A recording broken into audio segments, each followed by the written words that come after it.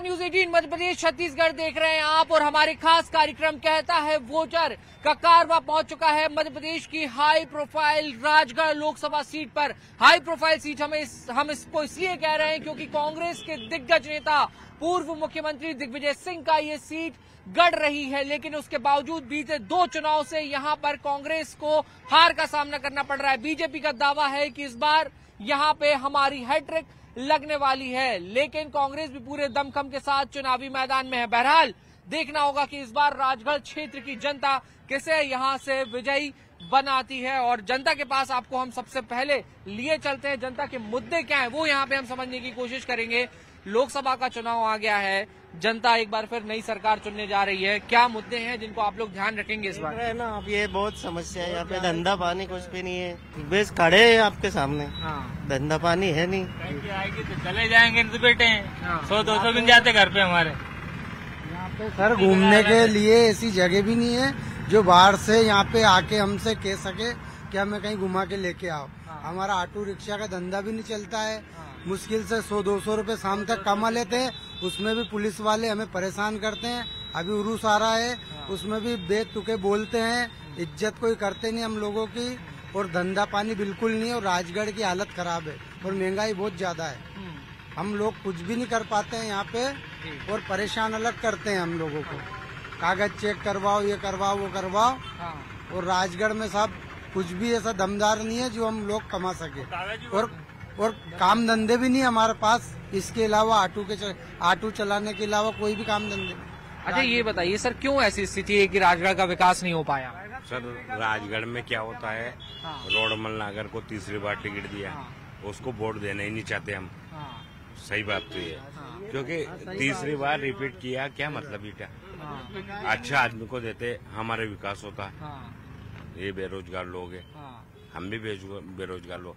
यहाँ पहले कांग्रेस की सरकार है, उन्होंने कुछ नहीं किया। फिर ये 18-20 साल बीजेपी की सरकार रही, उसने भी कुछ नहीं किया। हमें क्या है, उद्योग चाहिए। हमारे गरीब लोग है जो मजदूरी कर ले, 2-4 हजार रुपए कमा ले, अपना घर चले। रोडमल नागर गलत टिकट दिया, हमारा संदेश तो है। क्योंकि बार बार रिपीट करना वही तो आगे जातिवाद। राहुल गांधी, सोनिया गांधी, राजीव गांधी, तो फिर क्या है आप ही बताओ। मतलब दोनों ही दल यहाँ पे संतोषजनक प्रत्याशी नहीं उतार पा रहे हैं क्या सर? नहीं उतारे। अरे श्रीमान जी, यहाँ बात सुनो, राजगढ़ जो जिला है नहीं, वो सबसे घटिया मेरी नजर में। क्यों है कि नगर पालिका में मेरी 72 साल की उम्र है ना, तो मेरा कॉपिन भी खा गए, वो जो था सब खा गए। ये चोट और काम वाम नहीं करते यहाँ के लोग। रोडमल नागर ने कब तक पैसे मांगो। भ्रष्टाचार यहाँ पे एक बड़ी समस्या है क्या? जी बिल्कुल सर, बिल्कुल है भ्रष्टाचार। पूरा कोई सुनवाई नहीं होती है, कुछ भी नहीं है। मचोर बैठ जाते हैं जाके, उसके बाद कोई काम नहीं है, कोई लाइन नहीं। मजदूरी के वो नगर पालिका अध्यक्ष है, वो भी नहीं निकालता। अच्छा, युवा साथी हमारे साथ हैं। पढ़ाई लिखाई के कैसे इंतजाम हैं यहाँ? पढ़ाई लिखाई का कुछ भी नहीं है ऐसा, और ऐसे बेरोजगार घूमते फिरते रहते हैं। और क्या किसी के लिए रोजगार एक युवा जनसंख्या के लिए एक भी नहीं किया है। युवा जो में आते ना, एक भी नहीं किया किसी ने भी। जी आप कुछ कह रहे थे? ना रोजगार के कोई साधन ही नहीं है, कहीं भी नहीं है राजगढ़ जिले में। रोजगार कोई थी जब सबसे जिला हुआ है राजगढ़। अच्छा, आप लोग क्या चाहते हैं, क्या मांगे आपकी, क्या काम होना चाहिए? कम से कम युवाओं इतने घूम रहे, उनके लिए एक युवा के मतलब नाके पे इतने सारे देख रहे होंगे, एक भी ऐसा काम नहीं दिलवाया क्योंकि राजगढ़ जिले में एक भी फैक्ट्री कुछ भी ऐसा काम नहीं दिलवाया कि युवा को रोजगार मिल सके, जिससे एक शिक्षा भी जरूरी है। शिक्षा बिना देश का उद्धार नहीं होता है। शिक्षा के क्षेत्र में जिला बहुत पिछड़ा हुआ है। जैसे एक से एक अच्छे महाविद्यालय, कॉलेज, मेडिकल कॉलेज का भी वर्तमान में चल रहा है, पर इसको भी जल्दी पूर्ण होना चाहिए। मतलब जिससे क्या है, मतलब यहाँ के युवा इससे जुड़े, मेडिकल क्षेत्र में जाए, इंजीनियर क्षेत्र में जाए, मतलब देश में विदेश में नाम रोशन करे। और ठीक है, अच्छा विकास हुआ, कोई दिक्कत नहीं। ठीक है, मोदी राज में बहुत अच्छा विकास हुआ। जो भी चल रहा ठीक है, चलता है। सब चीजें वातावरण के हिसाब से चलती है। देखो महंगाई भी बढ़ गई है, अच्छी बात है। रोजगार की कमी है, बेरोजगारी है, वो भी ठीक है। सब चीजें ठीक है, लेकिन काम होना चाहिए, विकास होना चाहिए। अच्छा, हाँ। अच्छा, ये जब आप वोट डालने जाएंगे इस बार वोट डालने जाएंगे तो इन सभी बातों का ध्यान रखेंगे आप? जो रखना तो पड़ेगा ना ध्यान, क्यों नहीं रखेंगे ध्यान? जिसको अच्छा लगेगा उसको दे देंगे हम। तो क्या है? अच्छा, तो अभी आप लोग इंतजार कर रहे हैं। बेरोजगार मैं ऑटो चला रहा हूँ, कुछ भी दम नहीं है उसमें। 200-250 रुपए कमा रहा हूँ, इसमें क्या है? दोनों का तो डीजल चला जाता है, हमारा मिलता क्या है हमको बताओ? 100-150 रुपए पकते हैं, हमारा भी कुछ होता ही है, हम भी खाते हैं, नाश्ता पानी हम भी करते हैं, पर कुछ भी नहीं है धंधा। बीजेपी में भी तो यही हुआ है, समाजवाद चला है, तीसरी बार अच्छा, टिकट मतलब ये समाजवाद जातिवाद नहीं होना चाहिए, इसके आप लोग जी दिखते भी नहीं है सर। राजगढ़ में सांसद जी आते हैं। आप तो वरिष्ठ नागरिक है क्षेत्र के, आपने बड़े लंबे समय से यहाँ की राजनीति तमाम चीजें देखी हैं, क्या आप कहना चाहेंगे? सर मैं तो बीजेपी से संबंध रखता हूँ। हाँ। और बीजेपी पार्टी अच्छी है, क्योंकि मोदी जी ने बहुत काम किए सर। अच्छा। जिन मकान नहीं थे लोगों को मकान दिए, गरीबों को हाँ। पानी गांव गांव पहुंचाया उनने। हाँ। और पढ़ाई में पैसे दे रहे हैं, गल्ला फ्री दे रहे हैं, गैस की टंकी के 100 रुपए कम कर दिए। मतलब इतने दिन से कहाँ गए थे? इतने दिन से भी 100 रुपए। चलिए, तो ये हमारे साथ जो राजगढ़ लोकसभा क्षेत्र है, यहाँ की जनता है, जनता काफी जागरूक है और अपने मुद्दों को लेकर काफी मुखर है। यहाँ पे साफ कर दिया गया है कि रोजगार की बात होगी तो हम वोट देंगे, महंगाई जो कम करेगा उसका साथ देंगे और सबका विजन पहले हम समझेंगे और उसके बाद मतदान करने जाएंगे। चलिए अब आपको लिए चलते हैं यहाँ के प्रबुद्ध नागरिकों के पास, प्रतिनिधियों के पास, बीजेपी कांग्रेस दोनों ही दलों के लोगों से भी बात करेंगे और जानेंगे कि इस चुनाव में वो किन मुद्दों को लेकर जनता के बीच जा रहे हैं और किसका साथ इस बार जनता देने वाली है।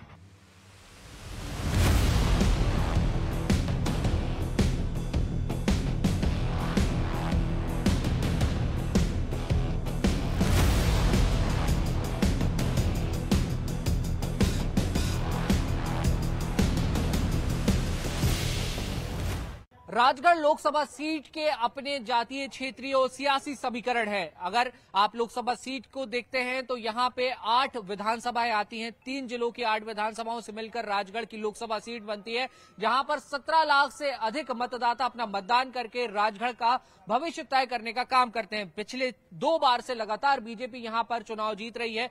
तीसरी बार भी बीजेपी ने रोडमल नागर, जो कि यहाँ के मौजूदा सांसद हैं, उन्हें अपना प्रत्याशी बनाया है। तो वहीं कांग्रेस की ओर से देखना होगा कि कौन मैदान में उतरता है। लेकिन यहां पर जब हम जनता के बीच गए, जनता से बात की, तो सबसे बड़ा मुद्दा निकल कर आया महंगाई का, बेरोजगारी का। यहाँ के लोगों का कहना है कि हमारे पास उद्योग नहीं है, हमारे पास धंधे नहीं है और ये तमाम वो बातें हैं जिनको हम ध्यान में रखेंगे। युवाओं की जब हम बात करते हैं तो युवा कहते हैं कि अच्छे शैक्षणिक संस्थान नहीं है। बीजेपी ने यहाँ पर कितना काम किया, इसका जवाब लेने के लिए हमारे साथ बीजेपी के प्रतिनिधि मौजूद हैं। कांग्रेस का ये सीट चूंकि गढ़ कहलाती रही है, दिग्विजय सिंह जैसा एक बड़ा नाम जो है वो यहाँ से आते हैं, तो कांग्रेस अपने कार्यकाल में क्या कुछ कर पाई इसको भी हम समझेंगे। लेकिन चलिए शुरू करते हैं आज के हमारे इस पूरे डिस्कशन को। कांग्रेस के पास आपको सबसे पहले लिए चलते हैं क्योंकि कांग्रेस विपक्ष में है। सर, 2 बार लगातार आप पिछड़े और तीसरी बार बीजेपी का दावा कि हैट्रिक मार देंगे इस बार। तो ये आप भी भली बात ही जानते हैं कि मुंगेरी लाल के जो सपने दिखाए गए थे नौजवानों को कि बेरोजगारों को 2 करोड़ नौजवानों को नौकरी देंगे, अच्छे दिन आने वाले हैं, महंगाई कम करेंगे, किसान की आय दुगनी करेंगे, इस प्रकार से जो झूठे सपने दिखा करके और सत्ता में काबिज हो गए। उसके बाद 2014 से 19 तक तो अच्छे दिन के सपने दिखाते रहे और उसके बाद सर्जिकल स्ट्राइक लिया है 19 से, तो देश के ऊपर राष्ट्र प्रेम जगा दिया। राष्ट्र के प्रति समर्पित भाव के साथ इस भावना में लोग ये भूल गए कि महंगाई की मार क्या है, बेरोजगारी क्या है। इन सब से ऊपर उठ के सबसे पहले देश की जनता ने, देश के मतदाताओं ने राष्ट्र के प्रति समर्पित भावना दिखाई और फिर भारतीय जनता पार्टी को सत्ता सौंपी। लेकिन आज परिस्थितियां बदल चुकी है कि इन 10 सालों में देश के सामने और देश की जनता के सामने इनकी झूठ की कलाई खुल चुकी है।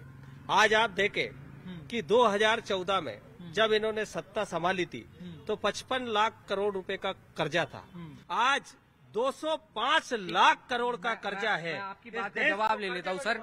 आप राष्ट्रीय मुद्दों पर ध्यान भटका देते हैं, वहां पे आप वोट ले जाते हैं और क्षेत्रीय मुद्दे वहीं के वहीं रह जाते हैं, महंगाई, बेरोजगारी सब वहीं रह जाता है। कांग्रेस का आरोप है, जनता का भी ये कहना है कि बड़ी समस्या है क्षेत्र में।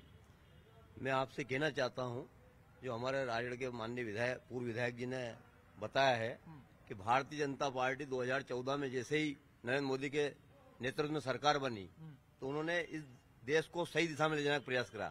2004 से 14 तक जो स्थिति हमने देश की देखी है, बड़े बड़े मंत्री तिहाड़ जेल के अंदर थे, लाइन लगी हुई थी, करोड़ों अरबों रुपए का घोटाले थे, इस देश को रसातल में पहुंचा दिया था। भारतीय जनता पार्टी के नरेंद्र मोदी जी ने इस देश को नई दिशा दी।